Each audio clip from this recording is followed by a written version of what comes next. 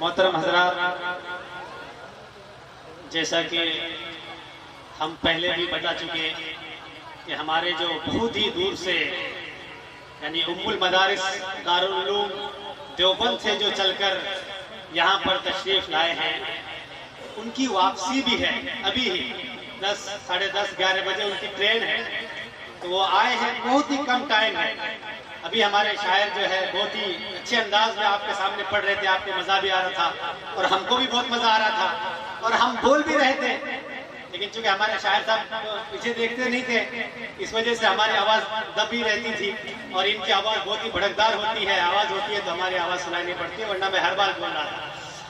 और बहरहाल अब हम चाहते हैं कि हमारे जो दूर से आए हुए मुकर्रिर हैं उनको तो हम सुनेंगे ही, और चूंकि उनकी जल्दी वापसी भी हम चाहते हैं कि इस दरमियान जो हमारे जो इलाके के हरदिल अजीज हैं, महबूबुल उलमा हैं, जिनको अल्लाह पाक ने सलाहियत का एक अच्छा खासा हिस्सा अता फरमाया है, अगर हम कभी टेढ़ा बेटा हो जाएं तो जिनके गिरफ्त की सबसे पहली नजर जिनकी जाती है वो अजीम शख्सियत और जिनकी दस्तगीरी का सबसे पहला हाथ जो हमारे पास आता है वो हजरत मौलाना फजलुर रहमान साहब हैं। हजरत वाला स्टेज पर हैं, हम हजरत से मुअद्दबाना गुजारिश करेंगे कि 10, 15, 20 मिनट जो मुनासिब समझे हजरत के आने तक टाइम है कि 15-20 मिनट में हजरत आ जाएंगे। 9 बजे हजरत का बयान होगा।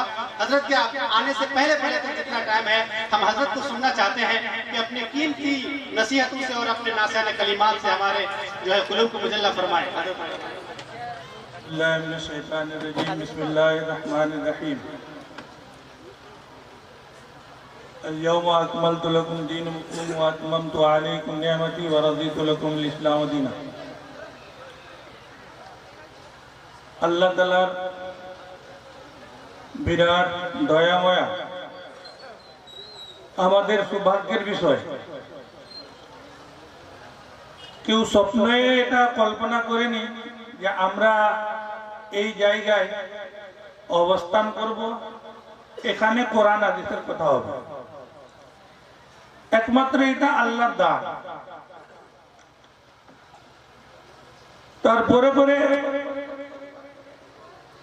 नबी करीम सल्लल्लाहु अलैहि वसल्लम मेरे ऊपर शत शत दरूद नाजिल हो, जे नबी करीम सल्लल्लाहु अलैहि वसल्लम के आसार आगे যত আম্বিয়া ইকরামকে আল্লাহ তাআলা দুনিয়াতে পাঠিয়েছিলেন সব ছিল ভূমিকা স্বরূপ। মূল উদ্দেশ্য ছিলেন নবী করিম সাল্লাল্লাহু আলাইহি ওয়াসাল্লাম।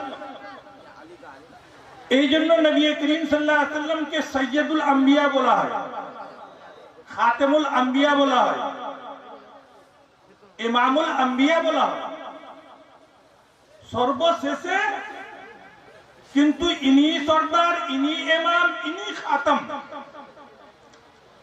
যেমন আজকে আমরা পোস্টারে দেখি যে যার নাম সব থেকে পরে আগে থাকবে সব থেকে পরে আসবে,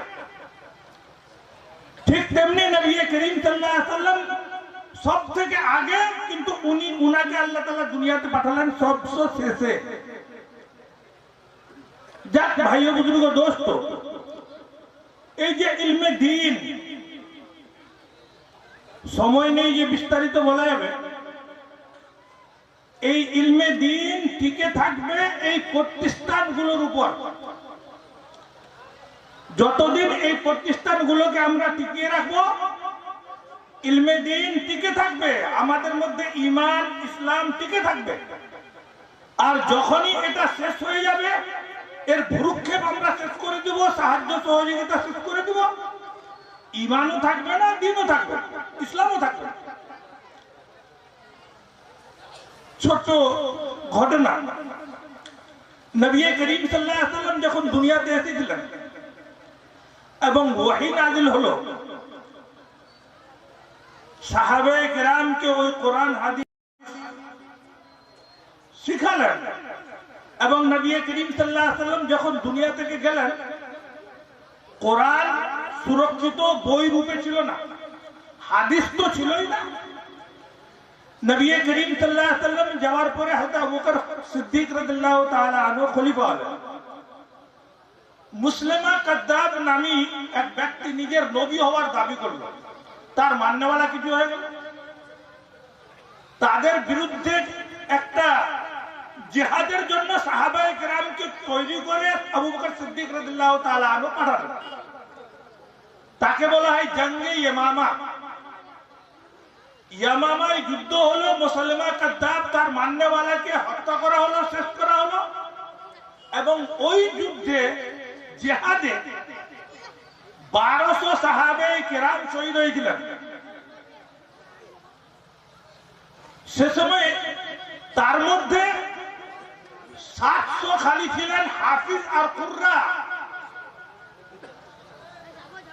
সে সময় হযরত উমর ফারুক রাদিয়াল্লাহু তাআলা আনহু চিন্তিত হলেন যে কিতাব তো কোরআন তো সুরক্ষিত নেই, এই মতো যদি হাফিজদেরকে কুররাদেরকে যদি শহীদ হয়ে যেতে হয় তাহলে কোরআন সুরক্ষিত থাকবে কি করে? তো হযরত উমর ফারুক রাদিয়াল্লাহু তাআলা আনহু আর এই যে 1200 শহীদ হলেন, নবী করিম সাল্লাল্লাহু আলাইহি ওয়াসাল্লাম জীবনে 27টা গজওয়া যুদ্ধ করেছেন। কোন গজওয়াতে 70, 80, 100টার বেশি শহীদ হয়নি, কিন্তু এটাতে একেবারে 1200 শহীদ হয়, ধারণার বাইরে। তো উমর ফারুক রাদিয়াল্লাহু তাআলা আনহু হযরত আবু বকর সিদ্দিক রাদিয়াল্লাহু তাআলা আনহুকে রিকোয়েস্ট করলেন যে আপনি কোরআনের সুরক্ষিত করার কোন উপায় করুন। হযরত আবু বকর সিদ্দিক রাদিয়াল্লাহু তাআলা আনহু বললেন, যেটা নবীর যুগে হয়নি আমি কি করে করব? হযরত উমর ফারুক রাদিয়াল্লাহু তাআলা আনহু বলতে থাকতেন, মা জালা ইউরাজিউনু উমর হাত্তা শারাহাল্লাহু সাদরি।